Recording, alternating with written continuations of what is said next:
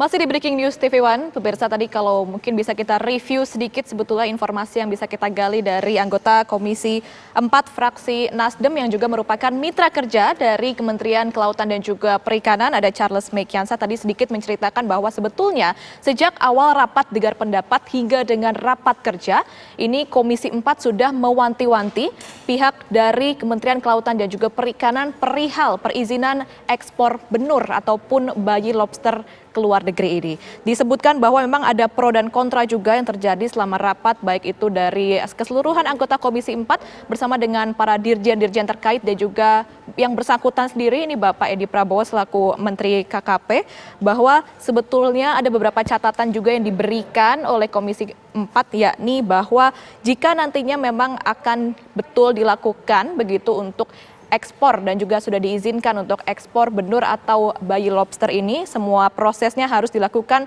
sangat hati-hati secara transparan dan tentu saja mengedepankan kepentingan dan juga keuntungan untuk warga dan juga masyarakat Indonesia. Jangan sampai nantinya setelah perizinan ini selesai diberikan, sudah kemudian jadi dilakukan, ini justru nanti akan menguntungkan hanya segelintir pihak seperti yang memang diwanti-wanti sejak Menteri KKP periode sebelumnya yang juga sebetulnya melarang adanya izin ekspor bayi lobster ini dari Ibu Susi Pujiastuti. Nah, tadi sudah kita dengarkan juga informasi tidak hanya dari anggota Komisi 4, tapi kita juga sudah mengetahui situasi dan juga kondisi terkini di gedung ataupun kantor Kementerian Kelautan dan juga Perikanan. Kini kita akan bergeser menuju ke rekan kita Kamaratih Kusuma yang berada di Gedung Merah Putih KPK untuk menceritakan bagaimana perkembangan dan juga informasi yang mungkin sudah bisa disampaikan sampai dengan saat ini. Apakah ada perkembangan kira-kira siapa-siapa saja kemudian orang-orang yang sudah dibawa masuk ke Gedung Merah Putih ini dan jam berapa kira-kira nanti konferensi pers akan dilakukan di Gedung Merah Putih KPK. Silakan Kamaratih Kusuma. Baik, terima kasih Ami dan juga pemirsa. Saat ini saya masih berada di Gedung Merah Putih KPK Jakarta, di mana benar dini hari tadi KPK berhasil melakukan OTT yang mengamankan Menteri Kelautan Perikanan Edi Prabowo dan juga beberapa pejabat yang ada di lingkungan Kementerian Kelautan dan juga Perikanan. Wakil Ketua KPK Nurul Gufron tadi menyatakan Edi Prabowo ini diamankan dan juga keluarganya serta juga rombongan lainnya, yakni ada beberapa pejabat di Kementerian Kelautan dan juga Perikanan. Jadi mereka tiba di Bandara Soekarno-Hatta Tangerang, Banten dini hari tadi usai lawatan dari Amerika Serikat. Kemudian Edi Prabowo dan juga rombongannya berisikan 12 orang ini langsung diamankan oleh petugas dan juga tim KPK dan diberikan surat penjelasan serta surat tugas KPK oleh penyidik KPK. Kemudian dilakukan pemeriksaan dan juga penggeledahan oleh petugas KPK. Ada 3 orang yang dinyatakan clear dan diperbolehkan pulang, namun rombongan VIP 9 orang yang belum dinyatakan clear langsung dibawa dari Bandara Soekarno-Hatta Tangerang, Banten untuk dibawa ke Gedung Merah Putih KPK Jakarta untuk menjalani pemeriksaan intensif atau pemeriksaan lebih lanjut. Mereka diduga ini melakukan tindakan korupsi penyalahgunaan perizinan pengiriman atau ekspor baby lobster. Dan menurut pihak KPK yang tadi kami mungkin minta keterangan by phone menyatakan bahwa sampai dengan saat ini Edi Prabowo dan juga tim masih berada di dalam gedung KPK. Ini masih dimintai keterangan oleh tim satuan tugas, yakni di bawah penyidik senior KPK Novel Baswedan dan juga timnya. Namun Gufron menyatakan masih belum bisa memberikan informasi secara lebih detail, menyampaikan secara rinci identitas dari para pihak yang ditangkap, dugaan tindak pidana apa yang dilakukan, serta barang bukti yang disita tim Satgas KPK. Namun ia memberikan informasi kemungkinan KPK akan memberikan konferensi pers lebih detail nantinya pada sore hari ini. Namun apabila ada informasi update kita akan memberikan kepada Ami dan juga pemirsa di TV One. Sedikit saya informasikan OTT ini kurang lebih KPK sudah vakum selama 4 bulan dan OTT ini merupakan sejarah baru bagi KPK dalam menindak seorang menteri yang diduga terlibat kasus korupsi, karena biasanya menteri-menteri yang dijerat kasus korupsi oleh KPK semuanya berdasarkan hasil penyidikan. Namun saat ini yang berdasarkan hasil OTT baru Menteri Kelautan dan juga Perikanan Edi Prabowo. Sedikit saya update mengenai kondisi terkini di Gedung Merah Putih KPK Jakarta. Anda bisa melihat tidak begitu banyak aktivitas di sini, baik dari penyidik KPK yang terlihat lalu lalang tidak ada, ataupun para pegawai KPK. Hanya awak media yang masih menunggu bagaimana pernyataan resmi dari pihak KPK. Sekian informasi yang dapat saya berikan, kembali kepada Ami di studio. Iya, Kamaratih, terakhir tadi Anda sebutkan bahwa ada 3 orang yang sudah clear pemeriksaan lalu boleh pulang dari Soekarno-Hatta. Ini artinya ada berapa orang yang kemudian dibawa ke kantor KPK, ke Gedung Merah Putih ini? Apakah betul ada 12 orang plus Edi, artinya 13 orang, atau ada informasi berbeda sebetulnya, Kamaratih? Baik, dari informasi yang kami dapatkan, jadi Menteri Kelautan dan Perikanan ini berjumlah 12 orang yang berada dalam pesawat. Dan dari 12 orang itu semuanya diperiksa dan juga digeledah oleh tim KPK. Namun 3 orang dinyatakan sudah clear dan juga diperbolehkan pulang. Jadi 9 ini termasuk Menteri Kelautan dan juga Perikanan Bapak Edi Prabowo yang dibawa langsung ke gedung KPK Jakarta untuk dimintai atau pemeriksaan lebih lanjut. Ami. Baik, terima kasih banyak Kamaratih Kusuma. Ini artinya ada 9 orang begitu ya yang kini tengah menjalankan pemeriksaan di Gedung Merah Putih KPK. Nanti kita akan sama-sama mengupdate kalau informasi dari rekan kita Ratih tadi mungkin sore baru akan dilakukan atau digelar konferensi pers dari pihak KPK. Nah, tadi kita sudah mendengarkan dari rekan-rekan kita dari KPK, dari Gedung KKP, dan kini kita akan gali lagi informasi pemirsa. Bersama dengan kita sudah ada Wakil Ketua Komisi 4 DPR RI, Bapak Dedi Mulyadi. Kita ketahui Komisi 4 juga merupakan rekan kerja begitu dari Kementerian Kelautan dan Perikanan. Selamat siang, Bapak Dedi. Iya, selamat siang, Mbak. Apa kabar? Baik, sehat Pak ya. Pak, tadi mungkin kalau rekan Bapak dari Komisi 4, Pak Charles sudah memberikan sedikit informasi. Mungkin kalau dari Pak Dedi, ada tidak Pak, mungkin insight baru, informasi baru yang berkaitan juga sebetulnya dengan keseluruhan proses perizinan untuk ekspor benur ataupun bayi lobster ini Pak, dari awal sampai akhir?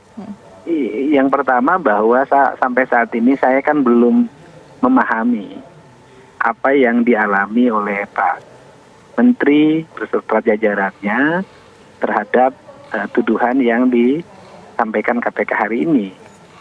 Apa sih materi masalahnya, kan sampai sekarang kan belum ada pengumuman resmi, sehingga saya belum bisa menduga-duga masalah utamanya itu apa. Dan saya hanya menyampaikan semoga Pak Edi dan kawan-kawan diberikan kekuatan, ketabahan, dan bisa menyelesaikan masalah ini dengan baik. Iya, Pak Dedi, mungkin kalau informasi sudah kami dapatkan sedikit sebetulnya dari KPK tadi juga sebetulnya dugaan tindak pidananya adalah perihal pemberian izin ekspor baby lobster. Nah, kami ingin mengetahui lagi sebetulnya untuk proses pemberian izinnya, dealnya dari Komisi 4 itu untuk bentuk kebijakan seperti ini itu seperti apa, Pak? Yang pertama bahwa kalau ekspor baby lobster kan saya konsisten dari awal saya tidak setuju. Tidak setuju, oke. Saya dari awal konsisten tidak setuju terhadap ekspor baby lobster. Karena ada 2 hal di situ yang menjadi catatan penting saya. Yang pertama adalah pengelolaan perikanan laut itu harus berkesinambungan, dan baby lobster merupakan aset besar dari perikanan laut Indonesia yang harus dijaga kesinambungannya, sehingga walaupun jumlah telurnya sangat banyak, anaknya jumlahnya banyak, tetapi tetap saja bahwa itu merupakan bagian ekosistem laut yang mempengaruhi satu ikan dengan ikan yang lainnya, sehingga kalau sejak kecil sudah ekspor, itu dikhawatirkan akan menutup mata rantai dari siklus ekosistem laut yang berdampak bagi produksi lobster tangkapan yang harganya mahal, itu menjadi susah didapat oleh nelayan dalam jangka panjang. Sehingga saya mengatakan, kalau ikan besar aja masih kita ekspor, ngapain anak-anak harus kita ekspor? Kita kan tidak dalam posisi kelaparan, di mana anak-anak harus dieksploitasi. Saya menyampaikan anak-anak itu harus disayangi, bukan dieksploitasi. Yang kedua, bahwa ekspor tersebut itu kan dikirim ke Vietnam. Nah, Vietnam itu kan kompetitor kita di bidang perikanan laut. Dia memiliki teknologi budidaya ikan lobster, baby lobster yang sangat memadai. Tetapi bahwa teknologi dia kembangkan akan menjadi tidak ada arti manakala tidak ada suplai benih. Nah, kita ini aneh gitu. Kita punya lawan dalam berkompetisi, tetapi lawannya kita kasih umpan-umpan yang sangat baik untuk dia berproduksi. Nah, dari situlah kita tidak akan tumbuh menjadi kekuatan produksi ikan laut yang sanggup berkompetisi, karena kita telah memberikan supply benih-benih yang strategis yang pada akhirnya bisa jadi suatu saat ketika sudah besar malah oleh kita diimpor. Iya, Pak Dedi, ini artinya jika dari pihak eksekutif ini dari hal ini adalah Kementerian KKP melakukan kebijakan memang tidak disetujui, artinya ini dari Bapak Dedi. Ini artinya akan seperti apa begitu Pak? Karena Nah, kan kita kemudian ketuai yang Komisi berikutnya 4 pro bahwa kontra juga. secara prosedur rapat kerja di Komisi 4, itu waktu itu Komisi 4 itu kan ada eksportir sebanyak 14 perusahaan yang gitu kan mengekspornya antara jumlah yang diekspor yang dilaporkan dengan jumlah barang yang adanya kan melebihi sehingga dia negara dirugikan dari sisi aspek pajak gitu loh. Nah, sehingga waktu itu Komisi 4 merekomendasikan ke 40 perusahaan ini dicabut izin usahanya.